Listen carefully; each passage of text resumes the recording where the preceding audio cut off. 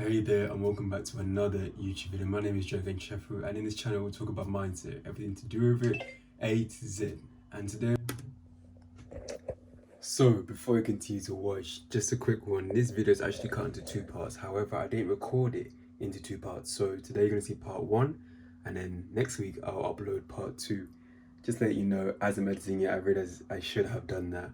And it is 17 habits. 17 habits in total. So back to the video, enjoy. We're going to be discussing 20 habits to improve your mindset, 20 different ways, 20 different minuscule things you could do every single day, once a week, but I'll get into more detail about that as we go on. So, let us begin. Let's suppose that you were able every night to dream any dream you wanted to dream. And you would, naturally, as you began on this adventure of dreams, you would fulfill all your wishes. You would have every kind of pleasure you see. Then you would get more and more adventurous, and you would make further and further out gambles as to what you would dream. And finally, you would dream where you are now. So habit number one, have a system or process where you can see at least one inspirational quote per week. For instance, I use Memento on my Mac. On Chrome, on your desktop, you can download extension that's called Memento. Every day it comes up with a beautiful scenery, whatever, as greenery or city based, and it comes up with the time, and it says good evening, and that you can put in your name. After that, it comes up with just a little mantra. You are enough, you are brave, you are able, you are creative. Today you've got this. Just a slight touch to your day that infuses your brain to remember, oh, that's nice, maybe I am. So Memento is a brilliant way. Another way is my planner from Freedom Mastery. I'll link it down below. It's an exceptional planner. I will keep talking about it throughout this video. Every week, new week, when you open your planner, it comes with a new quote from an array of people, from Gandhi to Joel Osteen to Rhonda Byrne. There's such an array of people that you look at it and it almost sets the tone of the week, how things are going to flow and your mindset. These inspirational quotes and messages will just sit in your mind without you realizing. You'll read it, acknowledge it, and maybe feel good about it, but it'll sit there. It'll help you, it'll keep you positive, it'll keep you above, it'll keep you afloat, so that you're more likely to work better, happier, easier, because you had that little reminder on your desktop that you're enough. You've read in your planner that, oh, I'm this, that. But having one inspirational quote, whether you write it down yourself, make one every week, or make one every day, however you go about it, just that little reminder will definitely improve your mind to uplift you just a little bit more, especially when you're feeling down. Habit number two, once a day, ask yourself questions to empower your day or to reflect on your day, depending on what time you do it. So in the planner link below, there's this list of questions where you ask yourself a set of them to empower your day. So you wake up in the morning, have your bath, you eat your breakfast, and you open your planner. You look through these questions, you ask yourself, for instance, one of them is, what am I happy about in my life right now? It's quite striking because these are topics and thoughts that are quite powerful in shifting your perspective, shifting on what you're grateful for and what is happening in your life. It allows you to reflect, it allows you to think, and allows you to just come to realization of what is actually going on. For instance, as I said, what am I happy about in my life right now? You sit there and you think, what am I happy about in my life right now? I'm well, I'm living, got a beautiful family. You find stuff you're happy about. It empowers your day, because then you begin your day with the correct outlook of, I like with the quotes in the first habit, it sets the frame of your day to look at that day with that lens. What am I happy about? Oh yeah, this is that. Your body's feeling good, your mind's feeling good, and you continue your day in that good spirit. And now reflect on your day. It's the same manner. Whether you've had a really good day, a really bad day. It's been hard, it's been tough, you've been doing loads of work, you've just been busy up, down, or you've just had a chill day, relaxing, taking a day off for the day. Reflect on your day allows you to remember, allows you to just ponder on what did you achieve, what didn't you achieve, why. One of the questions is, did I follow my intuition today? And if so, when and how? Ask yourself, you can even ask yourself these questions now. Did you follow your intuition today? And if so, when and how? Intuition being, did you follow the voice in your head that's guiding you appropriately? Not to, do wrong, but to do right. Did you follow it? what did it say to you? I wanted to buy some clothes, but them trying to save for this other thing. So I didn't really do it. So I didn't do it. So yeah, I did follow. Because I remember, okay, I've got something bigger, greater coming from me.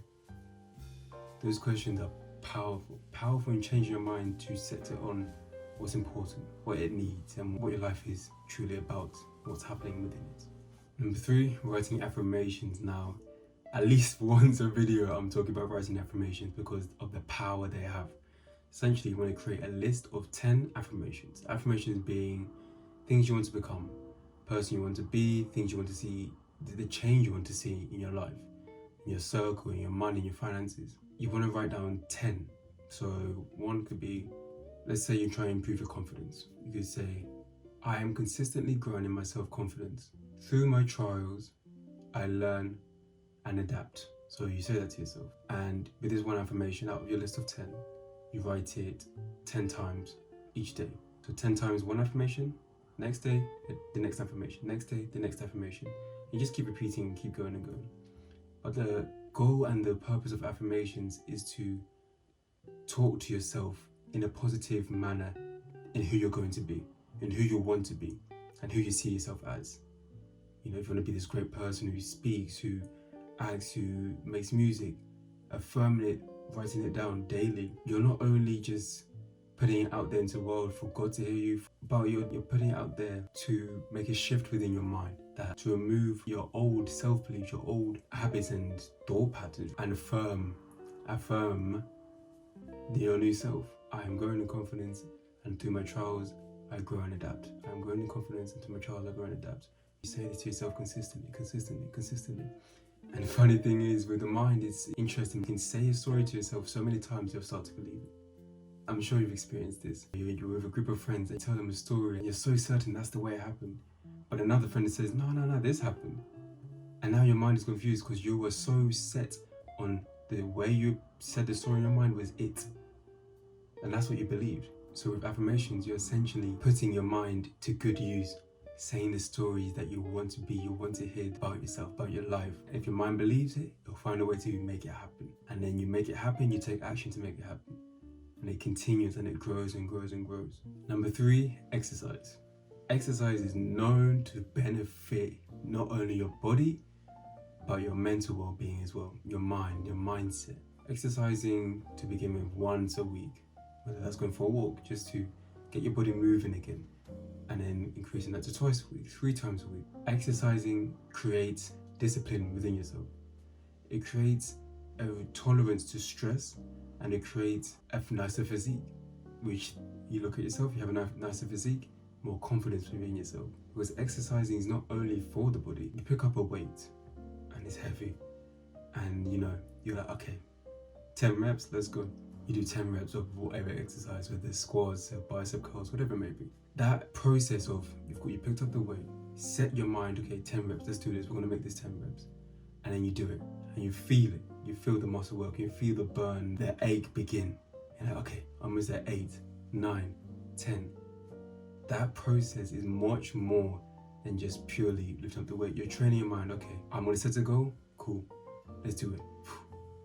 You're doing the goal. One day, next task.